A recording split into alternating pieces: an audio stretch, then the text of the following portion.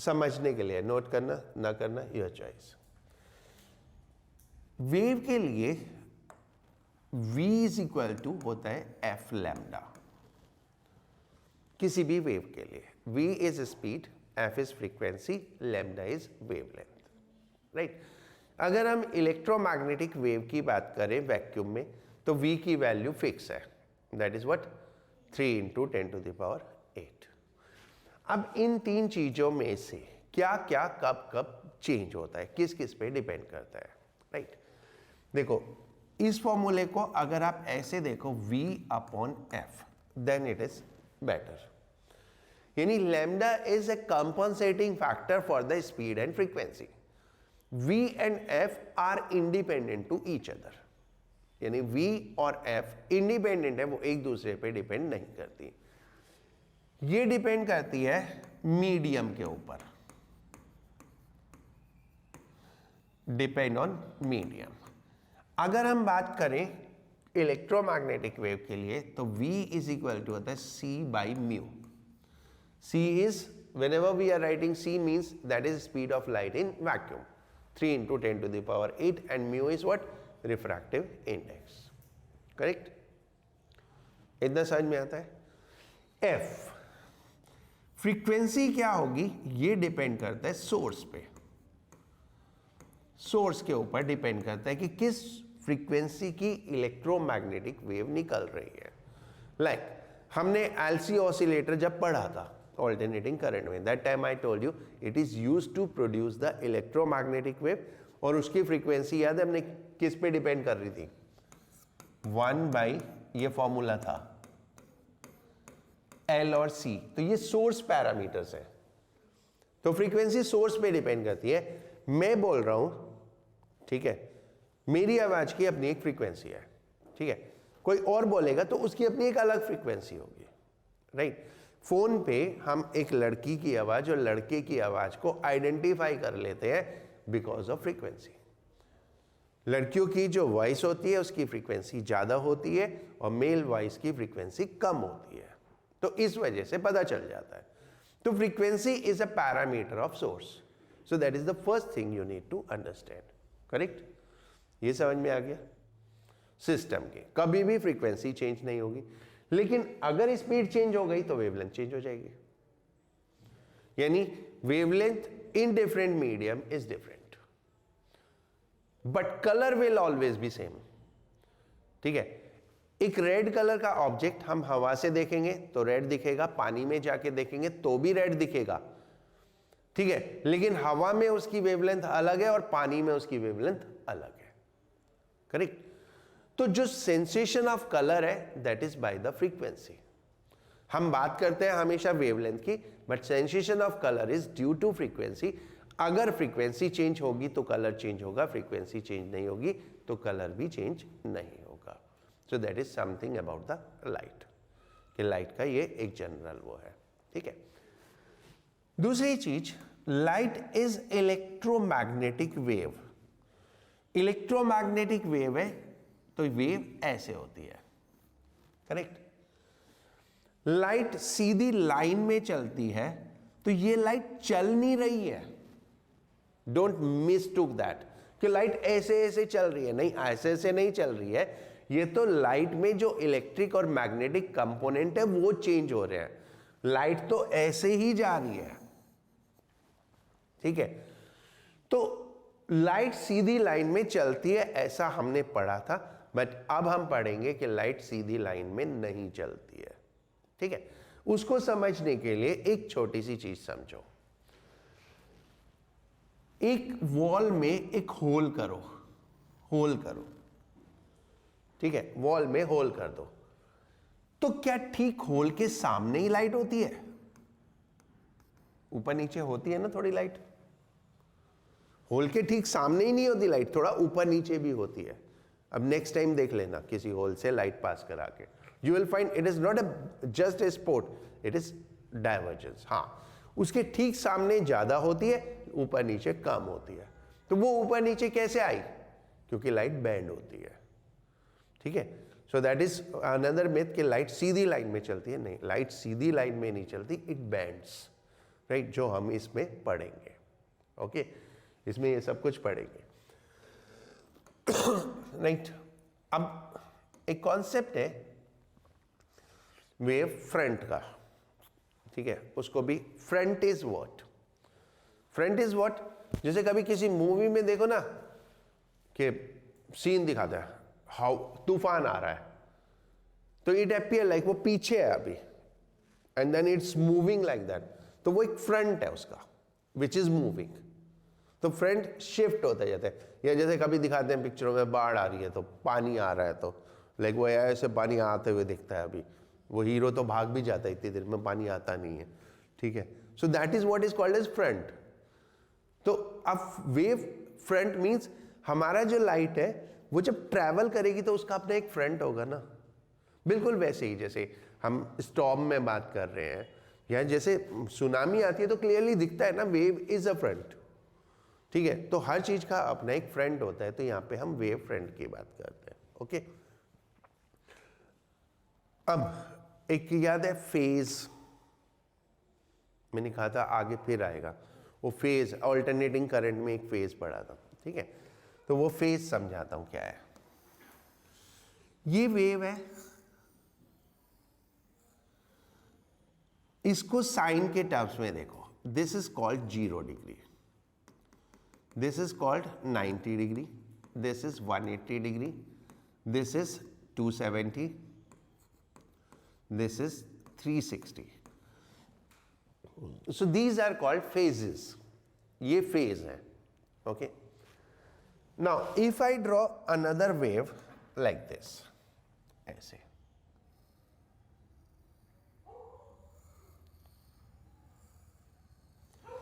तो जब इसका फेज 90 है, इसका फेज 0 है, so they have a phase difference of 90 degree, right? Similarly कहीं पे भी देखोगे जब इसका फेस 180 है तो इसका 90 है, तो they have the phase difference of 90 degree. तो 90 डिग्री का फेस डिफरेंस है। ये फेस डिफरेंस वेव के केस में बहुत मैटर करता है, करेक्ट? कैसे? लाइक ये सपोज करो एक मेरी ये वेव है और एक दूसरी वेव है, it is something like that. ये सब कुछ पढ़ेंगे हम बहुत डिटेल में, नोट ना करो तो बेटर है। ये एक्चुअली क्या है कि मेरा एक प्रोसेस होता है, तुमको थोड़ा जान पहचान कराना चीज़ों से, ओके, सो दैट फिर बाद में मुझे पढ़ाने में ईजियर रहे। एक वेव है येलो वाली, एक वेव है ग्रीन वाली, ठीक है। हम एक पार्टिकल के टर्म्स में समझते हैं, एक पार्टिकल वाइब्रेट कर रहा है वेव के हिसाब से, ऐसे ऐसे। तो येलो वाली वेव कह रही इधर चल, ग्रीन वाली कह रही इधर चल, तो वो कहां जाएगा? कहीं भी नहीं जाएगा। तो इन दोनों का टोटल मिला के क्या हो जाएगा? 0, ठीक है। And what is the phase difference between them? इनके बीच में फेज डिफरेंस है कितना? 0 नहीं है। ये 90 है तो ये 270 है, तो the phase difference is 180 degree. 180 degree phase difference अगर हो जाए तो एक वेव दूसरी वेव को कैंसिल कर देती है, and that is a very strange phenomena, ठीक है। हम लोग ऑब्जर्व नहीं कर सकते। क्यों नहीं कर सकते? क्योंकि ये सोर्स डिफरेंट है। एक सोर्स से लाइट आई, दूसरे सोर्स से लाइट आई, वो भी वेव है, ये भी वेव है, जब मिले तो दोनों के बीच में 180 डिग्री फेज हो गया और दोनों की लाइट गायब हो गई, ठीक है। That is what we are going to study in there. मतलब कुछ ऐसे स्ट्रेंज फिनोमेना हम स्टडी करने जा रहे हैं कि एक लाइट आई, दूसरी लाइट आई और डार्क हो गया, राइट। सो कैसे होगा? क्योंकि बोथ वेव्स, ठीक है, कंबाइंड इन अपोजिट फेज, इसको हम बोलते हैं opposite phase. And what will happen? What will happen अगर ये वेव इसके ऊपर आ जाए,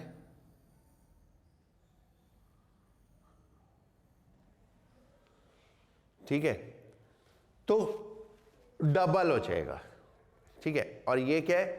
डिस्प्लेसमेंट डबल हो गया या एम्पलीट्यूड डबल हो गया, तो लाइट की इंटेंसिटी 4 टाइम्स हो जाएगी, ठीक है। स्क्वायर पे डिपेंड करती है। तो मींस आपने x इंटेंसिटी की लाइट डाली, उधर से x इंटेंसिटी की लाइट डाली, और वो सेम फेज में सुपरपोज कर गए, तो 4 टाइम्स हो जाएगी लाइट, यानी बहुत ज़्यादा हो जाएगी एकदम से, करेक्ट। तो ये सब phenomena that is called interference, right. So इस चैप्टर में हम जो पढ़ने जा रहे हैं वो यही पढ़ने जा रहे हैं, एक तो ये फिनोमेना इंटरफेरेंस, और लाइट को वेव्स के टर्म्स में देखना, कैसे उसके रिफ्लेक्शन को, उसका रिफ्रैक्शन को, इन सब चीज़ों को वेव्स के टर्म्स में एनालाइज करना। देन दो लाइट सोर्स अगर मिलते हैं तो क्या क्या होता है, ठीक है, और लाइट बैंड कैसे होती है, ये हमें इस चैप्टर में पढ़ना है, राइट। होप सो जितना मैंने अभी तो एक्सप्लेन किया वो समझ में आ गया होगा। ओके, अब शुरू करते हैं।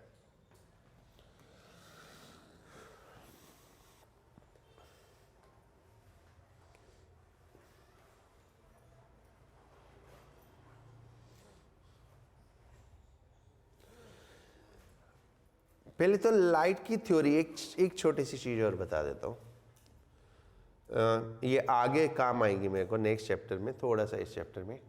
लाइट के लिए बहुत सारी थ्योरीज डेवलप हुई and till date it is not known actually light क्या है, ठीक है।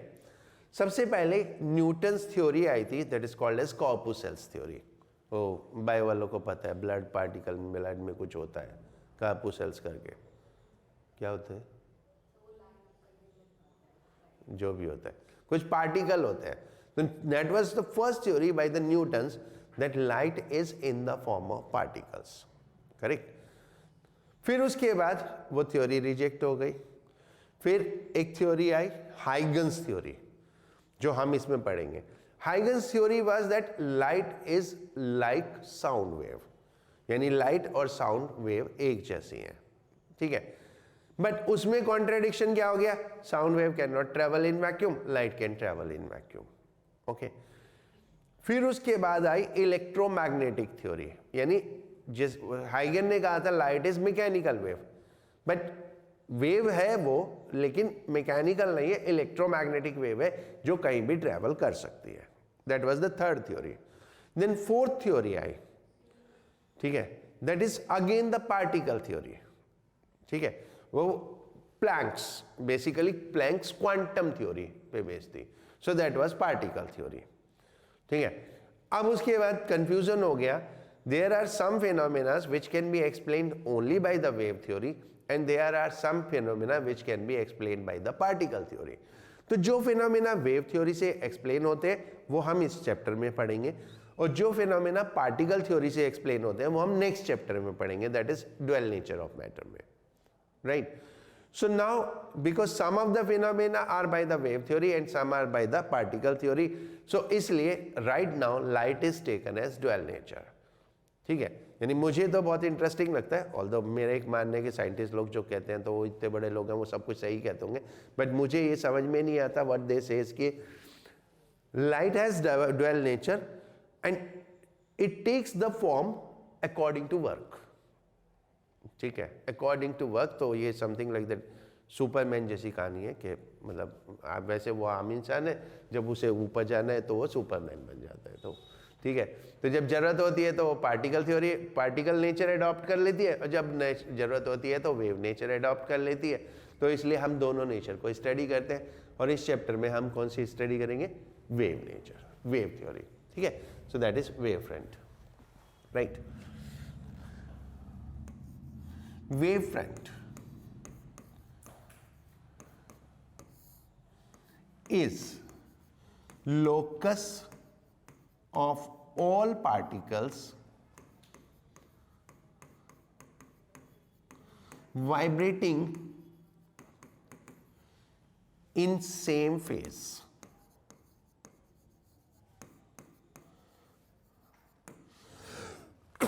Locus of all particles vibrating in same face, यानी जो भी पार्टिकल सेम फेस में वाइब्रेट कर रहे हो उनको अगर हम मिला दें तो that become the wave front, correct.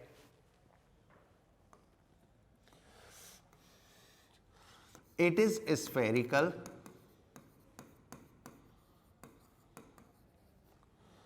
For point source,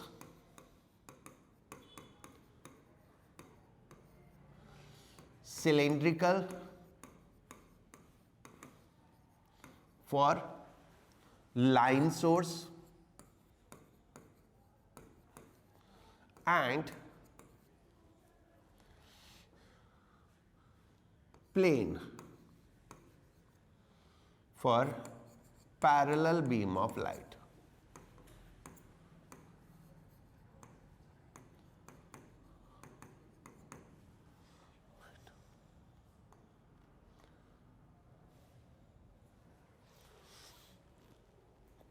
right, like एक हमारे पास पॉइंट सोर्स है, ये पॉइंट सोर्स है, इससे लाइट निकलेगी, कुछ टाइम में ये यहां पे पहुंचेगी, c into t time. Distance कितना हो गया, speed into time, c t time में। ठीक है, तो हर एक डायरेक्शन में इतने टाइम में वहीं पहुंचेगी, हर एक डायरेक्शन में उतने टाइम में वहीं पहुंचेगी। तो इन सारे पॉइंट्स को जब हम मिलाएंगे तो ये क्या बनेगा, स्फीयर बनेगा। So that will become a sphere. तो ये पॉइंट सोर्स के लिए। अब लाइन सोर्स के लिए लाइट रेज ऐसे जाएंगी, वही हर एक पॉइंट से इस तरह से जाएंगी और चारों तरफ जाएंगी, राइट। तो it is not like that ऐसे ऐसे, हर तरफ जाएगी, हर तरफ जाएंगी। तो इन सब पॉइंट्स को मिलाएंगे तो क्या बनेगा, cylinder. So they will have cylindrical wave front. It is for line source, correct. And for parallel beam of light, ये पैरेलल बीम ऑफ लाइट है, so it will be plane wave front like this.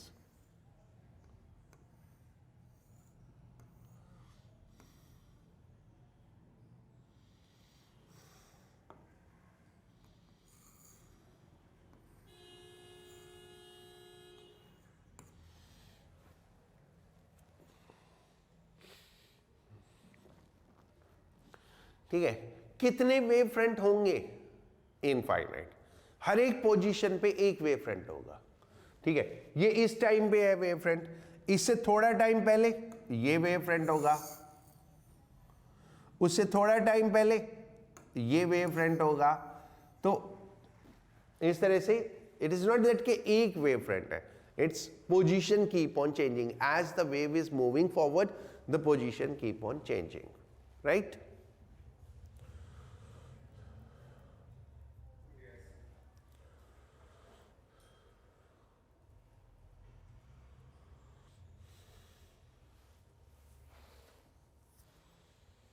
ठीक है, sir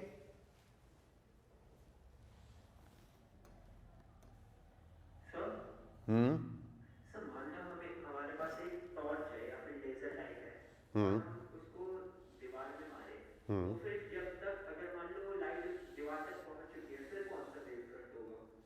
दीवार पे पहुंच के हाँ, वो डिपेंड करेगा आपका लाइट सोर्स कैसे दे रहा है लाइट।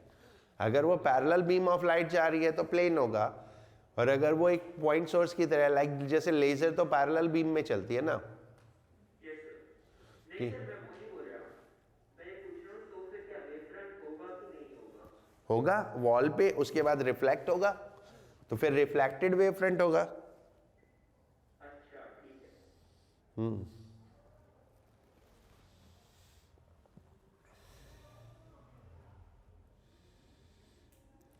राइट,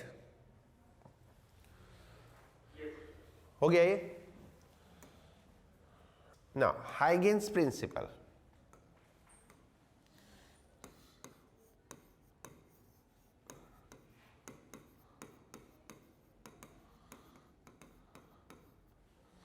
राइट, क्योंकि what we are studying is Huygens wave theory.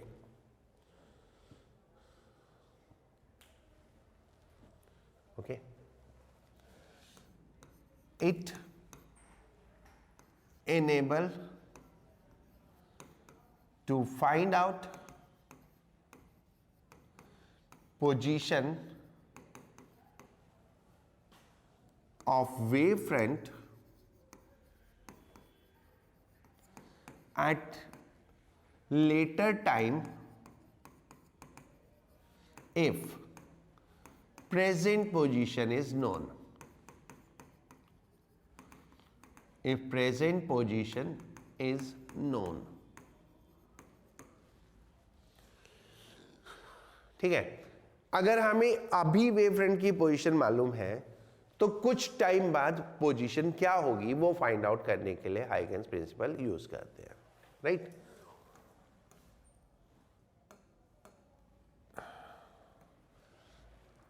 It state that every point on a wavefront act as source of light producing secondary wavelets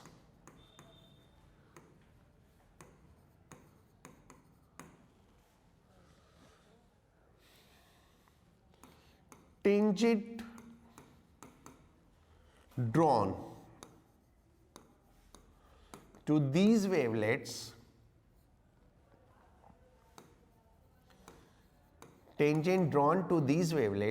give position of new wavefront.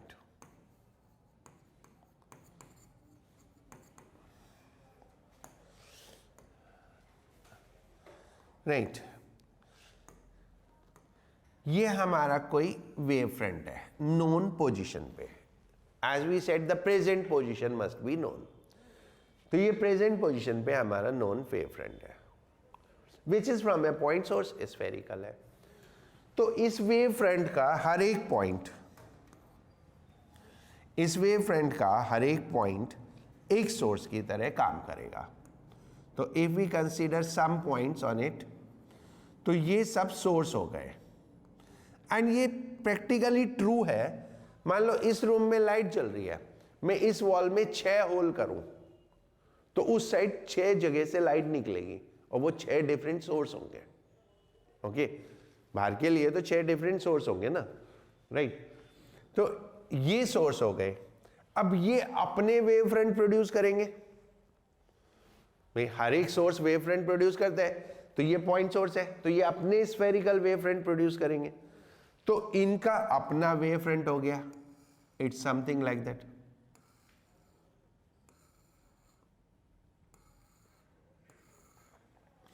इसको हम tangent draw करें तो ये नया wave front हो गया।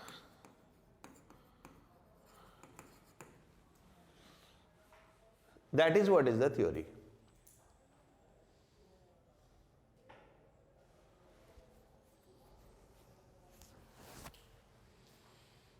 ठीक है, यहां कहीं हमारा सोर्स है।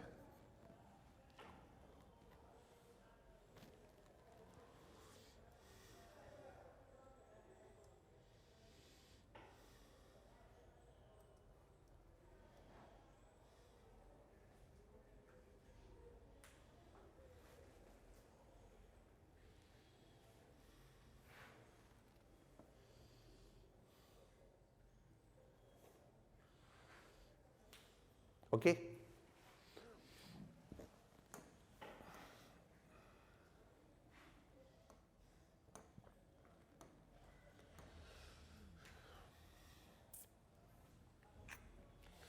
इसमें 2 पॉइंट्स इंपॉर्टेंट है। फर्स्ट, रे इज, जब हम लाइट को रे के टर्म्स में डील करते हैं, ray is normal to wave front. Actually ray क्या है? एक्चुअल में ray is representation of direction of motion. ठीक है, यानी जो पाथ है लाइट का वो रे है। ओके, तो ऑब्वियसली लाइट यहां से निकलेगी तो ऐसे जाएगी ना। अबे कहां जाए, ऐसे जाएगी ना, तो ये स्फेरिकल है तो इसके परपेंडिकुलर होगी। Okay, in the previous case देखो, जितनी भी लाइट रेज हैं ये सब परपेंडिकुलर टू वेव फ्रंट है। तो बेसिकली लाइट रेज है क्या? पाथ ऑफ लाइट है। ठीक है, लाइट ऐसे जा रही है तो फ्रंट तो ऐसे सामने ही होगा ना, परपेंडिकुलर ही होगा। तो ray is always perpendicular to wave front, correct? That is one of the important part. Second, all rays from one wavefront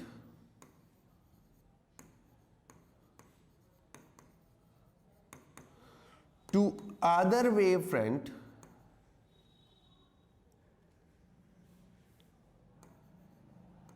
एक मिनट थोड़ा सा कर, all wave from one wavefront reaches to other wavefront in equal time, यानी एक wave front से दूसरी wave front तक का टाइम इक्वल होता है हमेशा।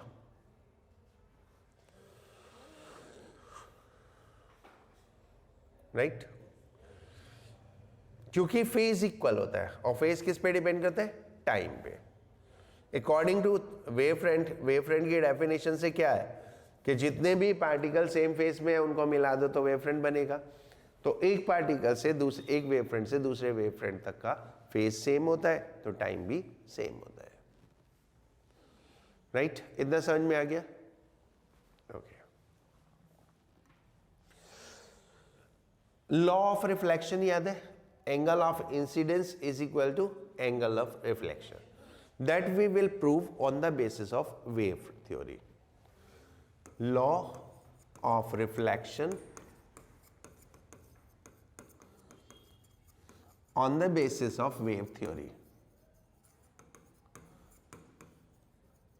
मैं डायग्राम बनाऊंगा और डायग्राम का डिस्क्रिप्शंस नहीं लिखूंगा, ठीक है? बहुत लंबा डिस्क्रिप्शन होगा।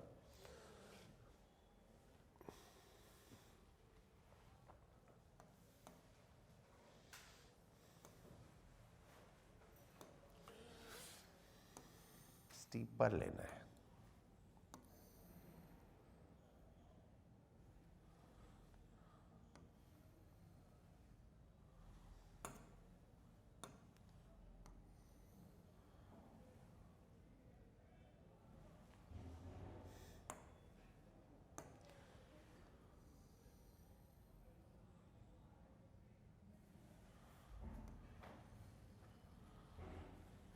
राइट, अब मुझे इसमें वेव फ्रंट ड्रॉ करना है। Wave front, correct? Wave front is perpendicular to light rays, तो ये वेव फ्रंट होगा, ओके? और इधर ये वेव फ्रंट होगा,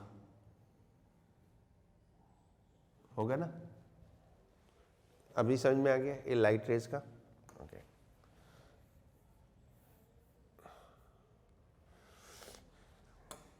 नाउ ये एंगल हमारा अभी नॉर्मल इस पे ड्रॉ करें तो बहुत अजीब से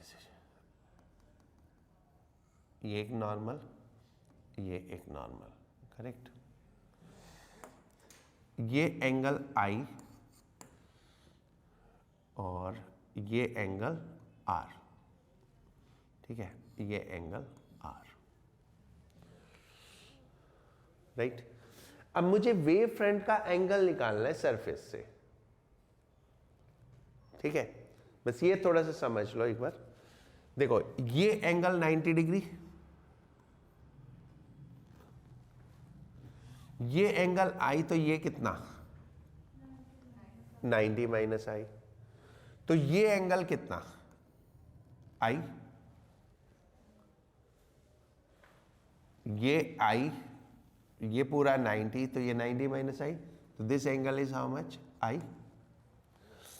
यानी जो लाइट रे नॉर्मल से बनाती है एंगल, वही एंगल वेव फ्रंट सरफेस से बनाता है, क्योंकि wave front is perpendicular to light रे।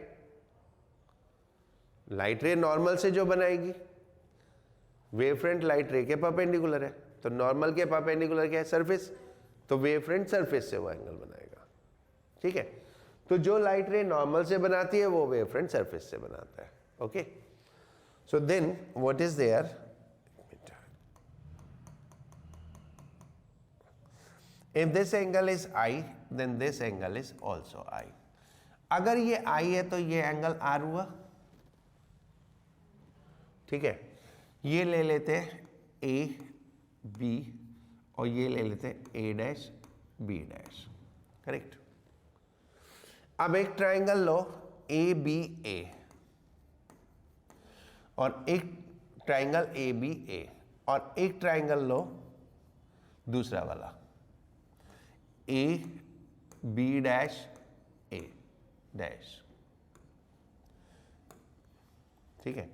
ए B A dash and A B dash A dash, ये दोनों ट्राइंगल लिए।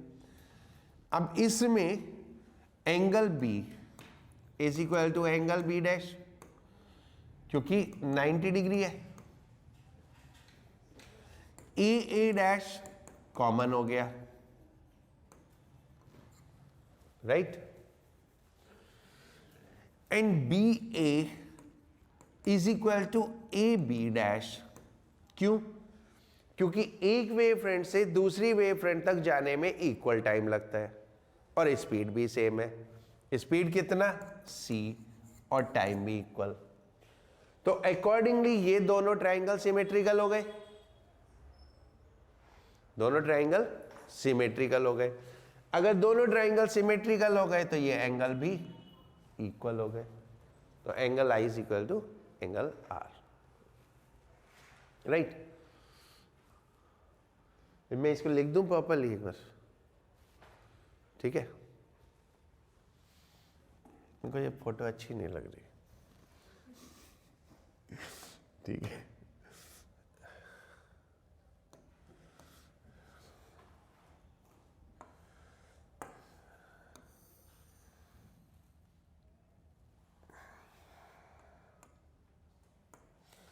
ये रिफ्लेक्टिंग सरफेस हो गई,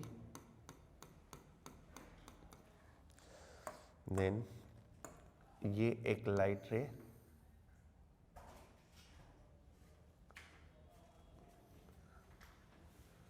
ये रिफ्लेक्ट होके गई,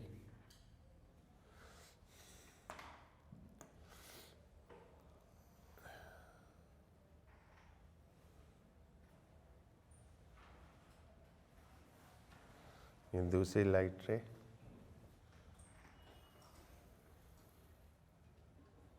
ये रिफ्लेक्ट होके गई,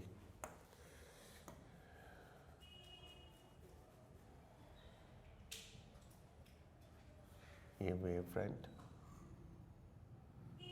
ये wave front,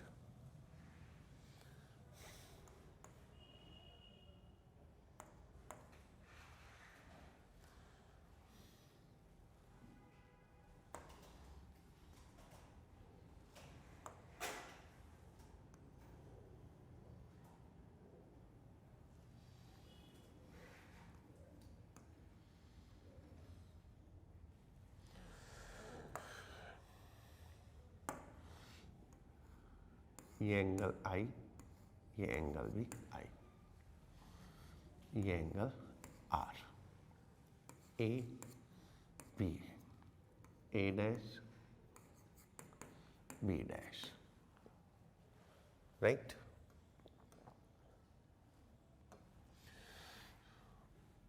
one two, okay.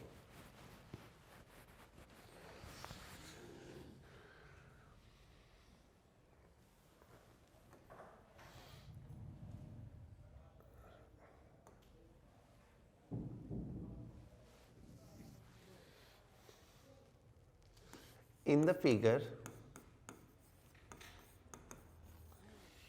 AB is wavefront on incident light beam making angle I with reflecting surface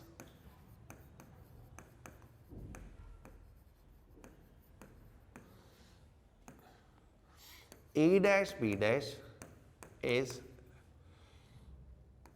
reflecting wavefront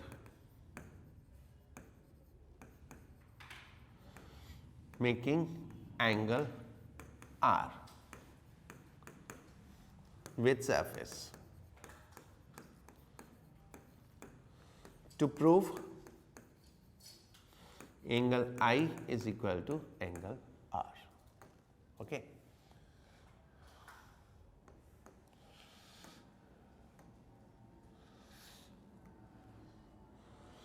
According to wave theory,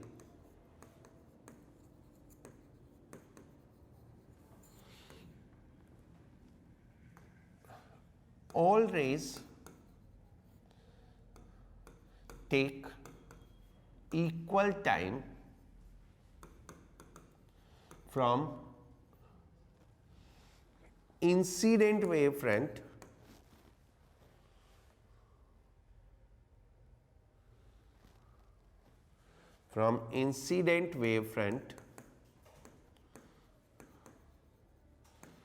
to reflected wavefront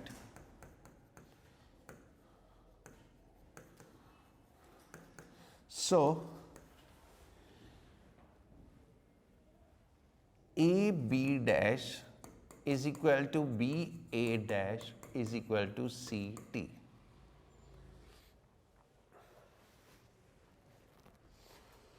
ठीक है बच्चों, इतना? Yes. Now,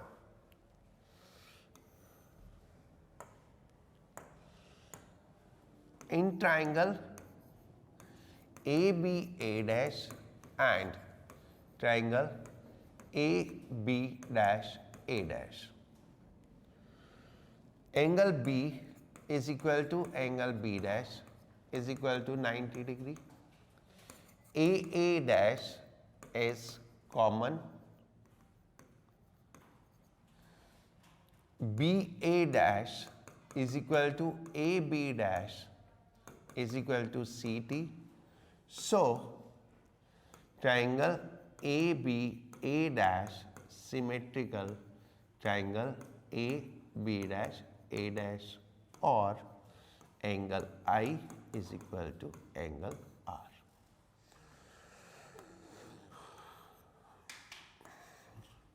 So, angle I is equal to angle 90.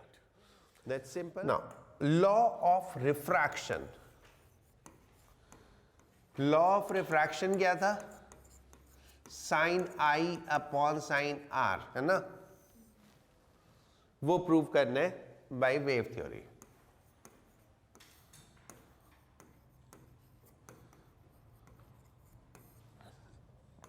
Right so ये हमारी refracting surface है.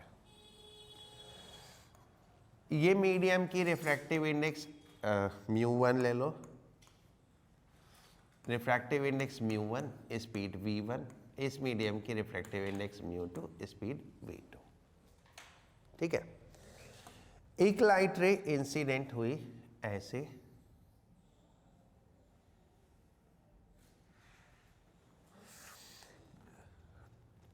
And ये हमारा normal.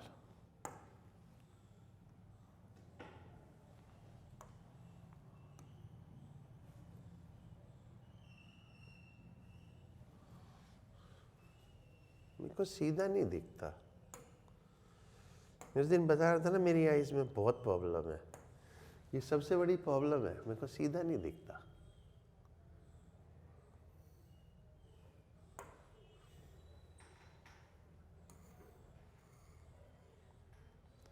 अब सीधा है ऑलमोस्ट. सिलेंड्रिकल पावर होगा फिर. मैं कुछ नहीं लगाना, मेरे को बहुत लगा लिया मैंने. पूरी ज़िंदगी गुजार दी पावर लगा लगा के. हाँ, अब ये मान लो रेयर से डेंसर में गई तो it will bend towards the normal. तो it will bend towards the normal, तो it will be like this, है ना.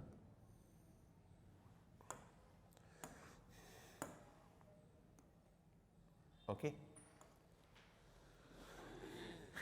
नाउ इसके पैरेलल एक और ले लो.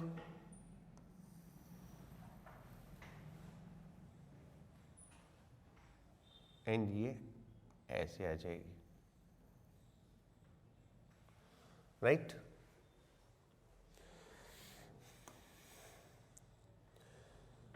ये हमारा वेव फ्रंट हो जाएगा। इंसिडेंट और ये हमारा हो जाएगा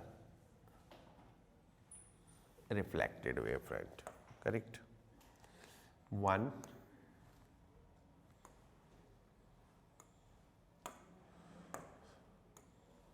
1 2 A B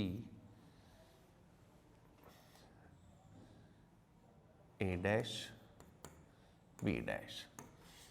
now incident wave front का angle I, refracted wave front का angle R।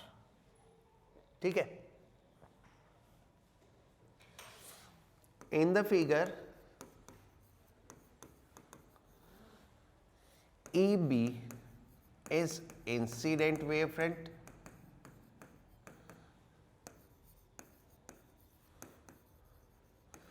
and A dash B dash is refracted wave front।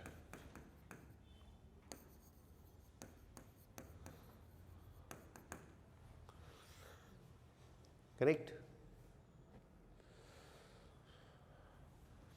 If time from incident to refracted wave front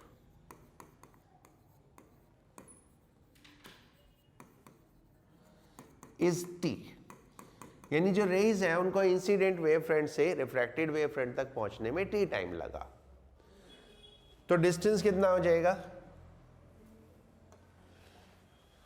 then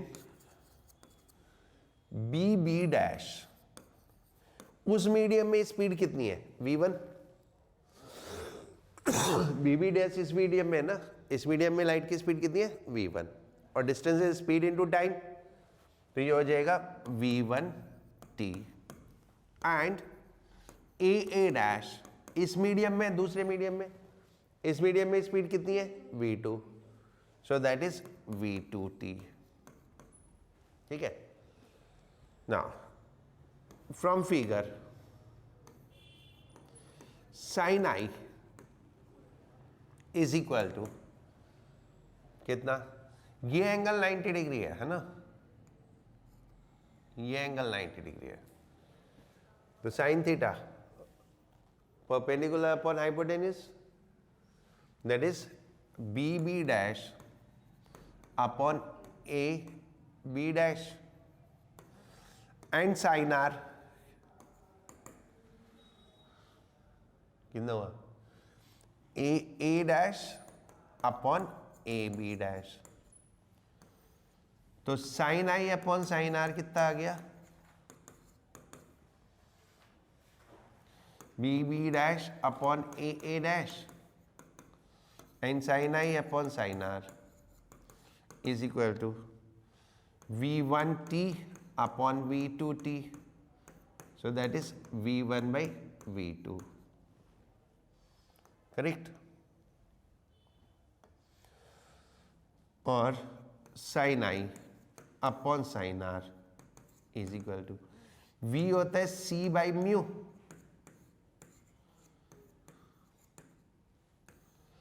so sine I upon sine r is equal to mu2 by mu1, which is law of refraction।